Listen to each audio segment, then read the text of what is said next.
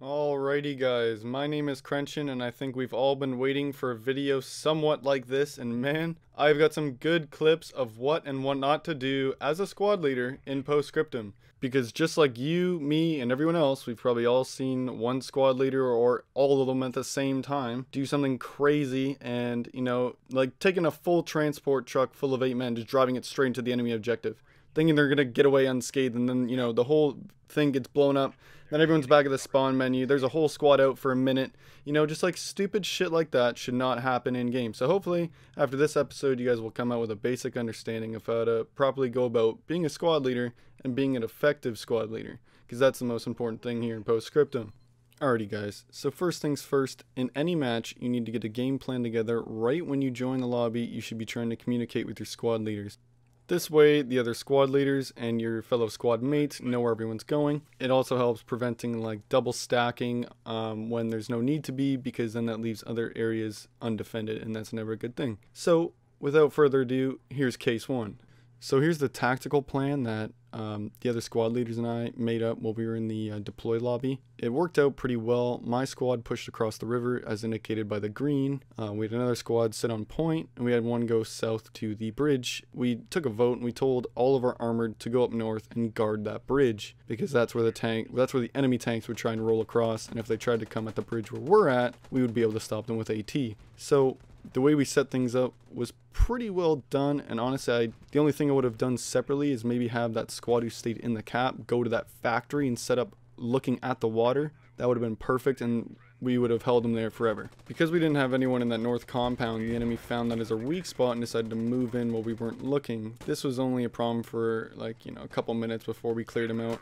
We knew that there was a slight chance that they might have moved in there, but judging from the previous game, the same team was playing together, so we had really good coordination. We weren't really too worried about it, so we just focused more on the key areas. The only time on this match that the other squad leaders and I were worried is when they did initially move into that north compound, because we thought it was a much larger force. And because, get this, because of bad communication, our Logi squad was not talking, and they only placed one fob, and it was back at our second point, like they were anticipating us to lose this point. That's called bad gameplay, bad tactics. It's okay to set up a backup fob, but don't sit there and build on it all day. You gotta get fobs close up as possible, and in a safe area, but as close as possible so that your team can be inserted directly into the point safely and quickly as possible. That brings me to wrap up case one. I just want to go over a couple things with you guys before we head on to case two. So for this one, yes, we did win. Yes, we had great communication, but we only had great communication from like 75% of the squads. The most important squad, the Logi squad, if you didn't know, was not communicating. They set up one fob. So if the 4 or 5 infantry squads, I think 4 or 3, I don't know, one of those numbers, weren't as good as we were doing, the enemies would have steamrolled us and won the match. With case 1 being wrapped up, that brings me on to case 2. I call this one the ugly, and you guys will soon find out why. Alright, so it looks like everything's going alright. We got the fob to the south getting ready for the next point. We got, Logi squad up at the other point doing who knows what. The blue mark, I highlighted that because besides me, I'm in a squad of 2, because like I joined in, there's 3 squads full of 9. There's like 5 guys in the unassigned, so I just grabbed that and I went for it. So I'm kind of just like an SL, but I didn't really mean to be one. Other than myself being the 2-man squad in this zone, there is no other squad leaders in that zone. I don't know where they're at, but they're not there. Also want to point out the red mark, that's our transport vehicle. It's just sitting out there. That's like the equivalent of us just driving it on the enemy side and just letting them have one of our transport vehicles. So I guess you could say that, this match is off to a decent start, but it definitely needs some help, like it's not looking like a win, but it's not really looking like a loss yet. It's kind of halfway in between. So, oh, and just to add the cherry on top with this match, I say it might need some help because the entire time that I was in this game, there was no communication. So these guys are pretty much just, going classic Battlefield and Call of Duty on this bitch, just, going for whatever. So let's see how it plays out.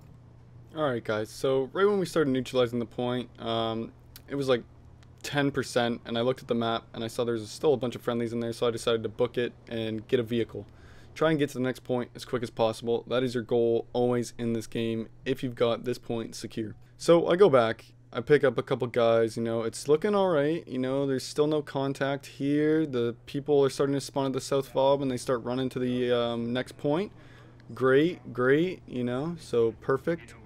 So I pick up, I think it's like SL3 or something. I pick up like him and like 4 or 5 guys. I think 5 guys in there. We drive about 100 meters. I told him where I was going to go. I'm like, hey, I'm going to go drive to the next point. We're going to set up. We're going to take that thing. And then we're just going to keep leapfrogging. He's like, he was all good with it. He was all fine with it. And then as you can see here, he just tells all of his guys or something to just get out of the truck. And then they presume to walk towards the next point. Let's take a current look at what the map looks like. Okay, so here we have the green, which is a bunch of random people spread around, you know, 500 meters apart. Me and my trusty medic, this medic was beside me the entire game, did not leave my side. We capped that point, and we also revived friendly players who went down on the point and kept them up because, as you can see, it's a far walk to get back. You got the fob down there. Oh, there's not many people, and this was a full matchup. And as you can see, these are 2 of our main points. And this brings me to the 3rd picture of the map that you guys can see right now. Look, guys, I found where the rest of the team was. They're back at that point that we've had capped for like half an hour. The point that's past the point that we just capped. Not to mention that we've got a fob on the south side in the blue zone. And there's still a handful of people spawning up at that fob in the pink zone. I just don't understand. Either way, I just went back to doing my thing. Me and my trusty sidekick medic hopped back in the transport Vic and hopped on over to the next objective.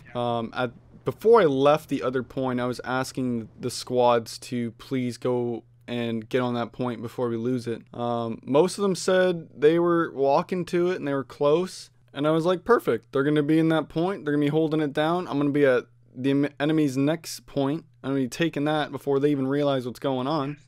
And then I checked the map, and that's when my heart just breaks in half. I look at the picture that you're looking at right now on screen. I see me and my trusty sidekick medic in the point, you know, kicking ass. I see, it looks like everyone at the north fob like either died or respawned or something and came down to the south like they should have just done in the first place. Still got people in Burt, medic, and a rifleman. And it looks like we got 4 or 5 guys in the green zone on the point. And that is what really worried me because they're all facing one direction, which means they're shooting at and fighting at someone. So I was like, shit, like, we're either going to neutralize this point and it's going to be a double neutral, or they're already neutralizing it and they're going to, like, basically make me not be able to do anything. And then I see the next picture, and man, what would you do if I told you these pictures were taken 3.5 minutes apart? 3.5 minutes apart, and like look at where they moved from. Just kidding, they didn't move anywhere. It literally looks like they've sat in the exact same spot. And if you thought the game could get any worse from where we've been at this entire game, well then you are correct. While the entire team was trying to get its way back into the point, the American forces took their transport vehicles and went to Burt, and then to the next point after that, and they eventually capped right up to our spawn point. So yeah, it just goes to show you, no matter how far you get in a game, you know, it's never over until it's over. This one, we almost won it. We were literally a hair away, I feel, from winning this match. So now what we must do for case number 2 is reflect on what we have seen and gone through in this match and see what could have been done differently.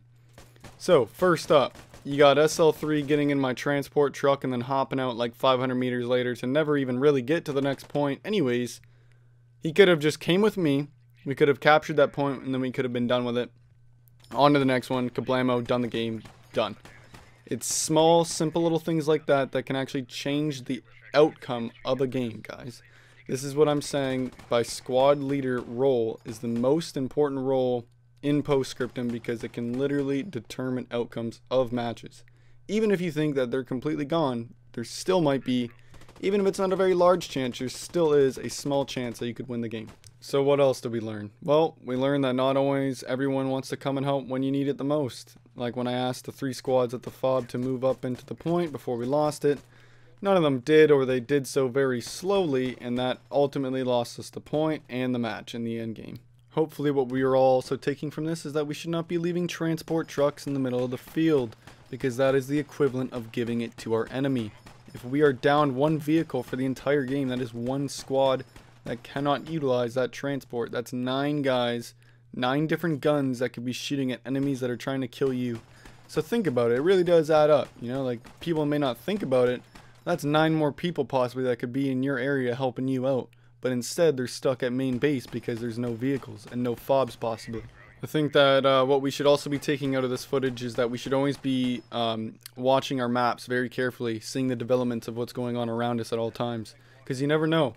Someone could say they're coming up to help you and they could go completely opposite way. And you're sitting there thinking they're coming because you haven't checked your map, but when you check your map, they're gone. It's things like that that we should be aware of in game as we're playing squad leader. You are the role and life support for 8 other people in your squad. They're following you, they're looking up to you. Please lead them properly, do not get them killed by a bad judgment call. With this being said, that wraps it up for case number 2, and in we move to case number 3.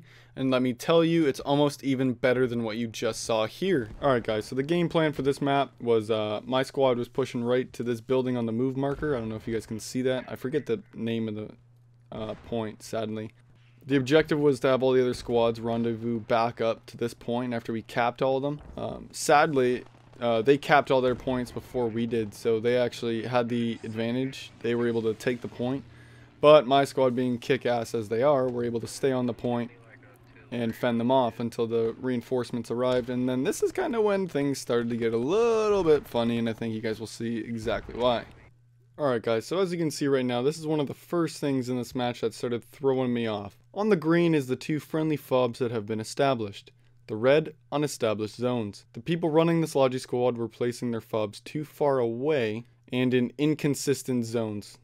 Not only did half the troops die running from the open fields into the point, they also were very narcissistic in thinking that their fob placements were the best on the map. When getting suggestions from multiple other squad leaders, they quickly gunned us down very, very fast and were pretty negative. So it really does shape the experience right off the bat in this match. Let's just see what happens further down the road. Well guys, we're a little bit down the road here, and it's just become a giant stalemate at this big house. One of our fobs had gotten taken out, so we were only able to spawn at the far left fob. And then because our right fob was down, we had no way to spawn and get back into the big house, so they just rolled right through and took that. But we're just stacking on them now at the big house. They're not going to be able to take it. This is just due to like poor communication skills. Like, everyone in this squad and team is communicating, but it's only for like enemy to the right or players up front know like, hey, my squad's going over here. So the downfall of this match was probably in the past 5 minutes of this game. They destroyed our right fob again, pushed through our thin lines, started neutralizing our point, forced us to spawn on the left fob because that's the only other fob this Logi squad decided to place. And this is why it's important to place things safely and adequately away from each other. Well, the breakdown for this case is going to be just the same as the other ones. Communication and teamwork is the main priority in every single game mode. I don't know if you guys have gotten that through the past 3 cases, but even in the ones where we did bad, it always comes down to communication and teamwork. If you don't have any of that, the match is done before it even began.